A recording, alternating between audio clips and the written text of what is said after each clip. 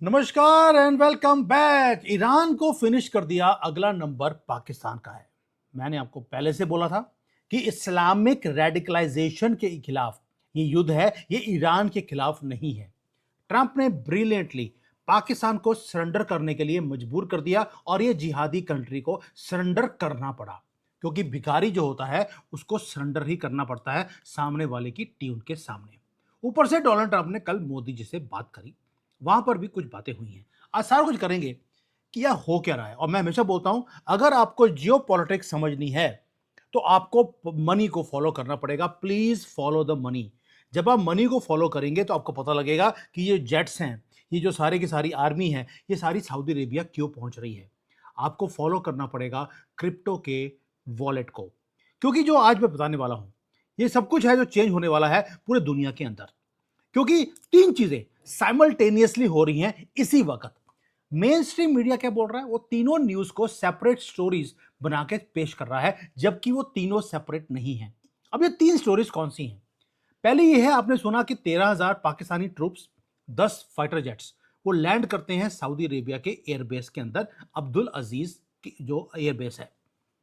अब दूसरा न्यूज क्या था? Exact at the same moment आप देखते हैं कि जेडी वेंस हैं, स्टीव विटकॉफ हैं और जेरेड कुशनर हैं। ये तीन लोग लैंड करते हैं इस्लामाबाद के अंदर so called US Iran peace talks के लिए, जो कि बनाई ही गई थी फेल होने के लिए। लेकिन आप सोच के देखिए, जेरेड कुशनर का जो दामाद है डोनाल्ड ट्रंप का, उसका पीस टॉक से कोई लेना देना नहीं है। जेडी वेंस समझ आता है, स्टीव विटकॉफ समझ आता है। इस कड़ी को मैं समझाऊंगा कि क्या है।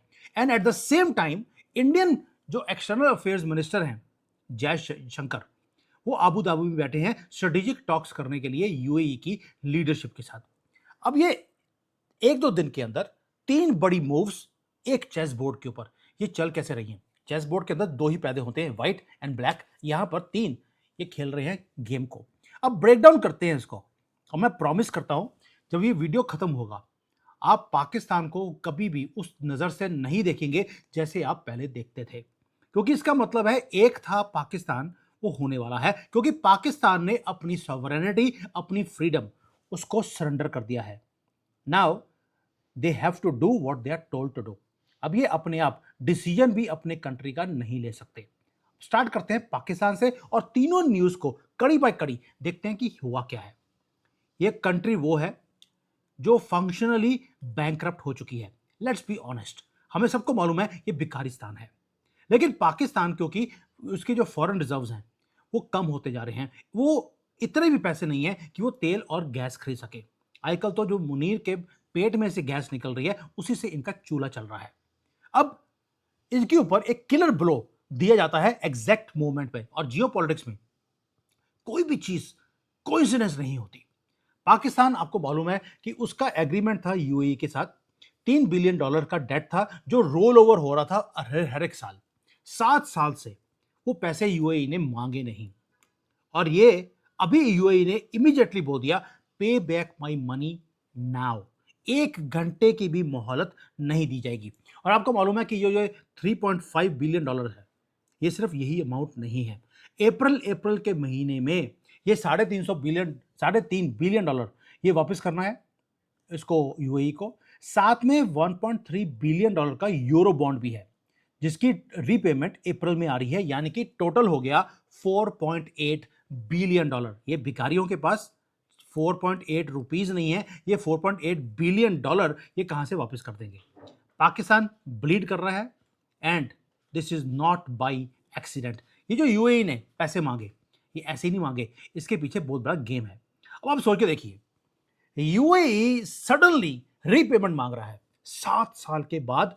Y now and why this week? इसलिए बोल रहा हूं, फॉलो द मनी कीजिए, आपको सारी गेम आपको समझ आएगी। अब यूएई वो रिलक्टेड हो गया एकदम से कि मुझे ये लोन को रोल ओवर नहीं करना। वो भी कब? जब पूरा का पूरा वेस्ट एशिया में कॉन्फ्लिक्ट बढ़ता जा रहा है। ट्रांसलेशन ये है कि आबू धाबी ने, यूएई ने, सबने मिलकर एक फाइनेंशियल प्रेशर शुरू कर दिया पाकिस्तान के ऊपर। उन्होंने सिर्फ पाकिस्तान को स्क्वीज नहीं किया है, उन्होंने स्क्वीज किया है at the worst time for Pakistan, जहां पर उनके पास पैसे ही नहीं है। अब आपको एक चीज और याद दिलाता हूं, पाकिस्तान का जो सो कॉल्ड प्रधानमंत्री है शहबाज शरीफ। उसने ऑलरेडी जनवरी के अंदर एक स्टेटमेंट दिया था। उसने एडमिट किया था कि भाई वो फॉरेन लोन्स वो लेना नहीं चाहते, लेकिन जब आपको भीख मांगनी पड़ती है फॉरेन लोन्स के लिए तो पाकिस्तान को झुकना पड़ता है, अपना सर झुकाना पड़ता है और कॉम्प्रोमाइजेस करने पड़ते हैं। यानी कि जो अनड्यू डिमांड्स हैं वो इनके कंट्री के ऊपर आएंगी और इनको इंप्लीमेंट करना पड़ेगा, क्योंकि इनके पास ना करने की अब पावर ही नहीं रही किसी को भी। अब दोस्तों, ये जो अनड्यू डिमांड है ये उसके वर्ड्स हैं, मेरे वर्ड्स नहीं है कि दुनिया हमसे अनड्यू डिमांड्स देगी, हमें पूरी करनी पड़ेगी। अब ये अनड्यू डिमांड क्या थी?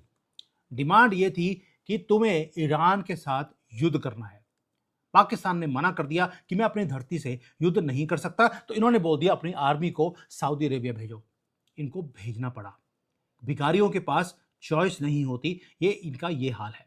और वैसे भी हलाला वाली जो कंट्री होती है, हलाला जिनका हो रहा हो उसके पास भी चॉइस होती नहीं है। पाकिस्तान का हलाला शुरू हो गया। दोस्तों, पाकिस्तान ने बड़ा बैलेंस करने की कोशिश करी अपनी कमिटमेंट्स को। इनका जो फॉरेन मंत्री है जो इश्क करता है डर से, डर डर के इश्क करता है, नाम में ही इश्क डर है। उसने पर्सनली ईरान के लीडर्स को वार्न किया कि हो सकता है कि हमारे ऊपर प्रेशर आए तुम्हारे साथ युद्ध करने के लिए, क्योंकि हमारी ऑब्लिगेशन है सऊदी अरेबिया के साथ, हमने एक डिफेंस का एग्रीमेंट साइन किया हुआ है। ये ऑलरेडी इश्क दर ने ईरान को बता दिया था कि हमारे ऊपर प्रेशर आएगा। लेकिन क्रूशियल एंड क्रिटिकल पॉइंट क्या है कि आपको याद होगा कि पार्लियामेंट जो है पाकिस्तान की, उन्होंने यूनानिमसली रिजेक्ट किया था सऊदी अरेबिया की रिक्वेस्ट को। जब सऊदी अरेबिया ने बोला कि यमन वाले जो जानवर जो हैं, ये हौतीज वाले, ये हमारे ऊपर अटैक करते जा रहे हैं, तो प्लीज हमारी आकर हेल्प कीजिए, तो पाकिस्तान की ये पार्लियामेंट ने रिजेक्ट कर दिया था कि हम ईरान के खिलाफ या हाउतीज के खिलाफ हम युद्ध नहीं लड़ेंगे। और 2026 आता है, 13,000 जो ट्रूप्स हैं उन्हें बिना पार्लियामेंट की वोट के, without any parliamentary debate, plus 10, इनके पास 10 फाइटर प्लेन्स थे, वो भी सारे सऊदी अरेबिया भेज दिए। किसी से परमिशन नहीं लिया, कोई डिबेट नहीं, कोई वोटिंग नहीं। सिर्फ फील्ड मार्शल आसिम मुनीर, उसने एक डॉक्यूमेंट को साइन किया, क्योंकि उसके पास अनलिमिटेड अथॉरिटी ऑलरेडी आ चुकी है, इसलिए ये सारा कुछ हो गया। लेकिन टाइमलाइन देखिए, जितनी मिलिट्री कोऑर्डिनेशन आज सऊदी अरेबिया में हो रही है, जो हेड्स ऑफ द स्टेट है अमेरिका के, वो पाकिस्तान में आते हैं। भारत का प्रधानमंत्री वो विजिट करता है यूएई के साथ, जब ये सारे के सारे ट्रूप्स जा रहे हैं सऊदी अरेबिया के अंदर। यानी कि कुछ बहुत बड़ा प्लान जो ये पीस टॉक्स थे उससे पहले ही हो चुका था। ये ओवरनाइट चीजें नहीं होती हैं, ओवरनाइट तो हमें दिखती हैं। इसकी प्लानिंग बहुत देर से चल रही है। दोस्तों, ये कोई रिएक्टिव डिसीजन नहीं है, ये प्री नेगोशिएटेड एक ट्रांजैक्शन है जो पाकिस्तान के साथ की जा रही है और उन्हें ये ट्रांजैक्शन करनी पड़ी। अब आते हैं जैरेड कुशनर के पास। कुशनर कौन है? वो सिर्फ एक ट्रंप का सन इन लॉ नहीं है, वो आर्किटेक्ट भी है। जो वर्ल्ड लिबर्टी फाइनेंशियल है, जो एक कंपनी जो ट्रंप के क्रिप्टो के एम्पायर को हैंडल करती है। ट्रंप की फैमिली को 75% जो रिजर्व इसके प्रोसीड्स हैं, ये जो कंपनी है वर्ल्ड लिबर्टी फाइनेंशियल्स, उसके जो पैसे हैं टोकन सेल से वो इनकी फैमिली को मिलते हैं। और आपको मालूम है कि उन्होंने ऑलरेडी एक क्रिप्टो की जो एक्सचेंज है वो पाकिस्तान में बनाई हुई है।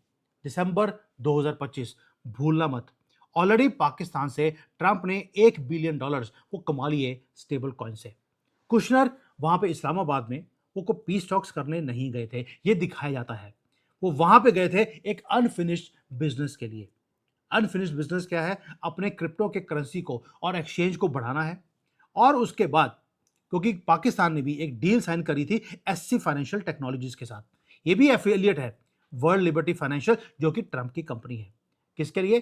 कि जितनी भी पेमेंट्स आती हैं पाकिस्तान के अंदर, अब वो यूएसडी में नहीं आएंगी, वो स्टेबल कॉइन में आएंगी। हर यूएस डॉलर जो पाकिस्तान में इनके लोग जो बाहर जिहादी, जो वही टॉयलेट साफ करने वाले, टैक्सी चलाने वाले, ये भीख मांगने वाले, ये क्योंकि ये 3 काम करते हैं लोग, ये पूरी दुनिया में जितने भी पाकिस्तानी हैं, अगर वो पैसा भेजेंगे पाकिस्तान को, अब वो यूएस डॉलर में नहीं भेजते, वो हर यूएस डॉलर के पीछे एक टोकन है जो ट्रंप ने इशू किया है, वो उसमें पेमेंट जारी है, ताकि ये पता लगे पेमेंट कहां से आई है, कहां जा रही है और यूज कहां किया जा रहा है। दोस्तों, इसलिए जेरेड कुशनर को वहां पे भेजा गया ताकि ट्रंप के अंपायर को, जो क्रिप्टो करेंसी का है, उसको बढ़ावा दिया जाए। अब उसके बदले में ऑलरेडी भिखारी है, पैसे इनको चाहिए, इसलिए स्टीव वहां पे भेजा गया इस कुशनर को। अब दूसरा था विटकॉफ। विटकॉफ कौन है? ये है स्टीव विटकॉफ का बेटा। ये नेगोशिएट इसने किया था agreement with Pakistan finance minister Muhammad Aurangzeb. नाम में मोहम्मद है तो दरिंदगी तो होनी ही थी। अब एग्रीमेंट साइन होता है विटकॉफ का पाकिस्तान के प्रधानमंत्री फाइनेंस मिनिस्टर के साथ, और एक महीने के बाद स्टीव विटकॉफ वो खुद नेगोशिएट करने जाते हैं एक डील को। भैया आप सोच सकते हैं कि ये आदमी वो है जो ऑलरेडी इसका बेटा लगा हुआ है पाकिस्तान की गवर्नमेंट को घुट्टों में लेके आने के लिए, और ये खुद चला गया वहां पर उसको फाइनल एक नेल देने के लिए इसके कॉफिन के ऊपर पाकिस्तान के। और जैसे ही ये डील टूटती है पाकिस्तान की आर्मी को भागना पड़ता है सऊदी अरेबिया के बाद।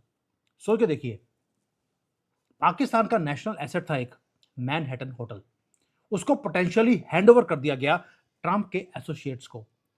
किसके लिए? अब ये मैं न्यूज थोड़ा से अपार्ट दे रहा हूं।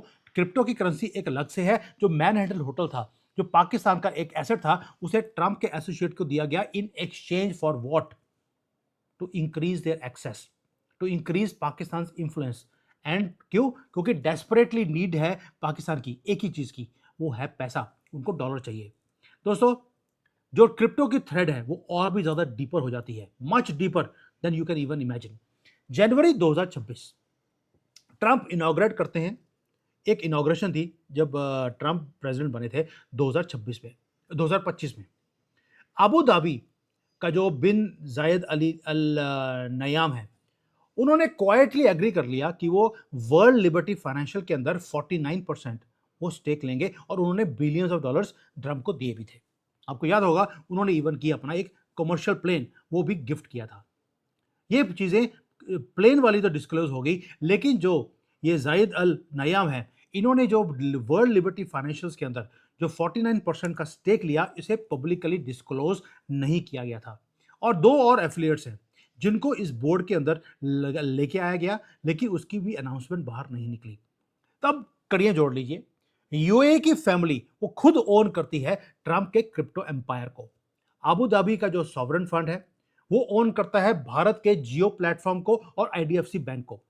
ये जो क्रिटिकल डिजिटल बैंकिंग इंफ्रास्ट्रक्चर है भारत का, उसके अंदर अबू धाबी एंटर किया हुआ है। अबू धाबी दो जगह पर है, एक क्रिप्टो करेंसी जो अमेरिका की है डोनाल्ड ट्रंप की, और दूसरा भारत का जो जियो प्लेटफॉर्म और आईडीएफसी है। यूएई ने, आपको मालूम है, अभी अभी जो स्ट्रैंगल किया है पाकिस्तान को कि आप पैसे दे दीजिए, वरना आपको अगर नहीं दे सकते तो सऊदी अरेबिया में आपको ट्रूप्स भेजने पड़ेंगे।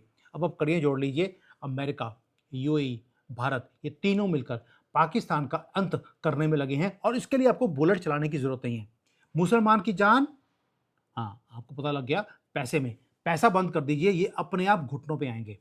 आज जो ये बोल रहे थे कि हम पाकिस्तान को हमसे डिफेंड करेंगे, ये दिखा रहे ये हैं कि हम मुसलमान वर्ल्ड को डिफेंड करने गए हैं। असलियत ये है कि इनकी पैंट तो डालते नहीं, क्योंकि वो लीक करती रहती है तो दिखती है, इसलिए ये लेडीज का ड्रेस डालते हैं ताकि वो दिखे ना कि लीक कर रहा है, क्योंकि कटा होता है। अब इनका जो फाइनेंशियल इकोसिस्टम है, multiple pressure points financial system के थ्रू इनके ऊपर डालने शुरू कर दिए। एंड जो सारी रोड्स हैं वो एक ही तरफ जा रही हैं, सेम पावर स्ट्रक्चर के ऊपर, जो भारत, यूएई और डोनाल्ड ट्रंप बना रहे हैं। अब कनेक्ट कीजिए डॉट्स को भारत के साथ, कनेक्ट कीजिए जयशंकर जी की विजिट यूएई के अंदर। Why UAE? मुझे उस वक्त लगा कि जयशंकर जी वहां पे कुछ करने गए हैं, बट चीजें बाहर नहीं आ रही थी। जयशंकर जी दुबई नहीं गए, वो पहले गए अबू धाबी में अप्रैल 11 और 12 को। ये वही दिन है जब पाकिस्तान अपनी आर्मी को और एयरफोर्स को डिप्लॉय कर रहा था सऊदी अरेबिया के साथ। ये वही दिन है जब इस्लामाबाद की टॉक्स कोलैप्स हो गई थी। इंडिया ने ईरान का तेल खरीदा, आपको मालूम है। हमने नेविगेट किया हॉर्मोज के क्राइसिस को, और ईरान ने हमें परमिशन दे दिया कि बिना कोई पैसे दिए हम अपनी शिप्स को निकाल के लेके जा सकते हैं। यानी कि भारत ने अपनी एनर्जी सिक्योरिटी को भी कंफर्म किया, गल्फ कंट्रीज के साथ मिलकर और ईरान के साथ मिलकर। और दूसरा, हमने अपनी आईमैक की बात करनी शुरू कर दी। और तीसरा, हमने काम एक और किया, वो जो हमारी रिलेशनशिप है यूएई के साथ, वो ये है कि हम रुपये और धर्म में काम करेंगे। और दूसरा एक काम और है कि यूएई ने अब जियो और आईडीएफसी में जो पेमेंट करी है, जो इन्वेस्टमेंट्स करी हैं, साथ में जो यूएई है वो क्रिप्टो का दुनिया का हब बनने की राह के ऊपर चल रहा है। Their plan is to become crypto hub of the world. अब दो चीजें देखिए आप। पहली बात, अमेरिका क्रिप्टो में एंटर कर रहा है, एक्सचेंज को बनाया पाकिस्तान में। भारत कभी भी उस एक्सचेंज को यूज नहीं करेगा जो पाकिस्तान में हो। हमने कर दिया यूएई के साथ। दूसरा, आपको याद होगा कि मैंने ऑलरेडी एक या 1.5 साल पहले आपको एक वीडियो बनाया था कि भूटान के अंदर एक सिटी बन रही है एलिपो। वो सिटी है जो कि क्रिप्टो का हब बनने वाली है। भारत ने क्रिप्टो का हब भारत में नहीं बनाया, हमने बनाया भूटान में। और भूटान को जोड़ दिया हमने किसके साथ? असम के साथ, जहां पर सारे दुनिया के सबसे बड़े जो डाटा सेंटर्स हैं वो वहां बनाए जा रहे हैं। सेमीकंडक्टर की फैक्ट्री वहां बन रही है और उस एरिया को, असम को हमने लिंक भी कर दिया भूटान के साथ, जहां पर क्रिप्टो का हब बनने वाला है। They are going to be crypto, Hong Kong of crypto in Bhutan. और लिंकेजेस हमने ऑलरेडी क्रिएट कर दी हैं। ये चीजें बहुत डीप हैं जो साल, 2 साल, 3 साल से ऑलरेडी चल रही हैं। यूएई क्रिप्टो का हब बना रहा है, भारत भी हब बना रहा है भूटान के अंदर। और साथ में आपको मालूम है गिफ्ट सिटी के अंदर हमने ऑलरेडी जो सॉवरेन फंड्स हैं यूएई के, अबू धाबी के, उसकी इन्वेस्टमेंट्स यहां पर आनी शुरू हो गई हैं। जो हमारा इंफ्रास्ट्रक्चर है भारत का, उसके अंदर जो फंडिंग चाहिए वो जो सॉवरेन फंड्स हैं अबू धाबी के, दुबई के, वो फंडिंग कर रहे हैं हमें। यानी कि भिखारिस्तान पाकिस्तान को वो जो बोला जा रहा है उसको करना पड़ रहा है बिना, जबकि उसका इंटरेस्ट नहीं है कि ईरान के साथ लड़ाई करे। और भारत अपने क्रिप्टो की जो फ्यूचर है उसको सिक्योर कर रहा है, लिंक कर रहा है यूएई के साथ, ताकि हम अमेरिका का बिटकॉइन और दूसरा जो पाकिस्तान का एक्सचेंज है इसको हम बाईपास कर सके। अब ज्योमेट्री देखिए, यूएई प्रेशराइज करता है पाकिस्तान को कि तुम सऊदी अरेबिया जाओ, और उससे क्या होगा कि जो सऊदी अरेबिया है वो अपने ऑयल आउटपुट को स्टेबल कर सकता है। मरेगा कौन? अगर युद्ध हुआ ईरान के साथ, मरेंगे पाकिस्तानी। वैसे भी उनकी कोई वैल्यू नहीं है, वो कहते हैं यार मर के ही तुम्हारी जिंदगी शुरू होनी है, तुम यहां पे आके मर जाओ। नाउ जयशंकर जी वो अपने इंटरेस्ट को यूएई के अंदर सिक्योर करते हैं, अपने फ्यूचर को सिक्योर करते हैं, और साथ में हम अपने क्रिप्टो की जो ऑयल जो फ्यूचर है पोस्ट ऑयल वर्ल्ड, उसको हमने ऑलरेडी सिक्योर करना शुरू कर दिया through a preferred strategic partner called UAE. दोस्तों, आज गल्फ की जो जितने भी कंट्रीज हैं अरब्स, ये भारत के साथ अब अलाइन कर रहे हैं। हम यहाँ पर आईमैक की बात बोल रहे हैं, और ये पाकिस्तान वाले ये सिर्फ अपने आप को सरेंडर करने के लिए पाकिस्तान जिंदा भाग के नारे लग रहे हैं। ये हालत हो गई है पाकिस्तान की। तभी बोल रहा हूं, एक था पाकिस्तान, आपको बहुत जल्दी दिखेगा, क्योंकि ये बहुत जल्दी ये फोल्ड अप होने वाले हैं। हमने अपनी स्ट्रेटेजिक डेप्थ को इतना ज्यादा इंक्रीज कर दिया है, और जो बिल है वो पाकिस्तान अब पे करेगा अपनी जिंदगियां गवाकर। अब देखते हैं कि पाकिस्तान के साथ प्ले कौन कर रहा है। Who is playing with Pakistan for this service, and who is paying Pakistan for this service? Saudi Arabia के जो फाइनेंस मिनिस्टर है मोहम्मद अल जदान, वो पाकिस्तान में थे अप्रैल 10 को। क्या करने गए थे? ये वहां पे गए थे एक दिन पहले, जब ये ट्रूप्स लैंड करे हैं सऊदी अरेबिया में, उससे एक दिन पहले finance minister of Saudi Arabia Pakistan में बैठते हैं, डेमोन्स्ट्रेट करते हैं इकोनॉमिक सपोर्ट को। लेकिन आपको मालूम है कि पाकिस्तान अब डिस्कशन में है सऊदी अरेबिया के साथ कि यार पैसे दे दो, $3.5 बिलियन, $5 बिलियन, ये मांगेंगे 15, ताकि कहीं ना कहीं 5 बिलियन पे आके बात टिक जाए और यूएई की रीपेमेंट ये कर सके। चाइना से इन्होंने बात करी, चाइना ने पैसे देने से मना कर दिया। साइकिल कंप्लीट हो चुका है दोस्तों। यूएई पैसे मांगता है, सऊदी अरेबिया बोलता है कि आपको मैं पैसे दे दूंगा क्रिप्टो में। क्रिप्टो के पैसे कहां से आ रहे हैं? डोनाल्ड ट्रंप से।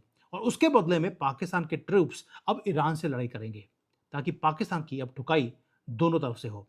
मुसलमान से लड़ेगा, और यही प्लान हमेशा ही इजराइल का और अमेरिका का था। पाकिस्तान के पास अब सॉवरेनिटी नहीं रही, अब उसे वो करना पड़ रहा है जो उसे बोला जाता है।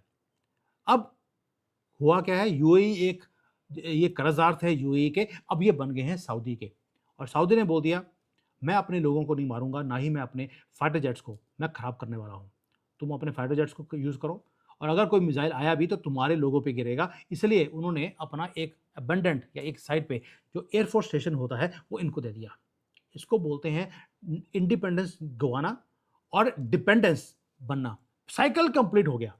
ये कोई फॉरेन पॉलिसी नहीं है दोस्तों, ये है रैकेट जो पाकिस्तान के साथ किया जा रहा है। यानी कि डबल प्ले पाकिस्तान दुनिया के साथ करता था, अब पाकिस्तान के साथ डबल प्ले होना शुरू हो गया। और ट्रंप आर्किटेक्ट हैं ये सारी की सारी डर्टी गेम के, उन्होंने जो किया है। अब उनकी जो फैमिली है डोनाल्ड ट्रंप की, वो क्या कर रही है? वो स्टेबल कॉइन का जो इंफ्रास्ट्रक्चर है उसको एम्बेड कर दिया पाकिस्तान के पेमेंट सिस्टम के साथ, जो सन इन लॉ है कुशनर, वो वहाँ पर इस्लामाबाद में यही काम करने गए थे। आपको याद होगा कि जो क्रिप्टो क्या पार्टनरशिप है वो इनके साथ करी है, और एक आदमी था इनका सीजेड नाम का, उसको पार्डन कर दिया गया था अक्टूबर 2025 में डोनाल्ड ट्रंप की तरफ से। ये आदमी कौन है? ये आज क्रिप्टो एडवाइजर बना हुआ है पाकिस्तान का। और आपको मालूम है कि ऊपर से अबू धाबी की पेमेंट है जो ऑलरेडी ट्रंप की कंपनी के अंदर आ चुकी है। ट्रंप को अब कोई भी अमेरिकन ट्रूप्स को वहां पे भेजने की जरूरत नहीं है। भाई आपको अपने ट्रूप्स को मरवाने की जरूरत क्या है जब पाकिस्तान के ट्रूप्स मरने के लिए तैयार हैं, या आपने उनको मजबूर कर दिया मरने के लिए। आपने काम क्या किया ट्रंप ने? उसने सिर्फ जो गल्फ की फाइनेंशियल लीवरेज है उसको यूज किया, उसने क्रिप्टो के इंसेंटिव्स को यूज किया, और ये ओल्डेस्ट टूल है जियोपॉलिटिक्स का कि जो डेस्परेट कंट्री होता है, जो कर्जदार है, आप उसको यूज करते हैं अपने तरीके से। ये 13,000 जो पाकिस्तानी सोल्जर्स हैं ये मरने के लिए ही भेजे गए हैं सऊदी अरेबिया की धरती पे। वो वहां पे फाइट भी करेंगे, फाइट करना भी पड़ेगा, सरेंडर कर नहीं सकते क्योंकि पैसे नहीं मिलेंगे।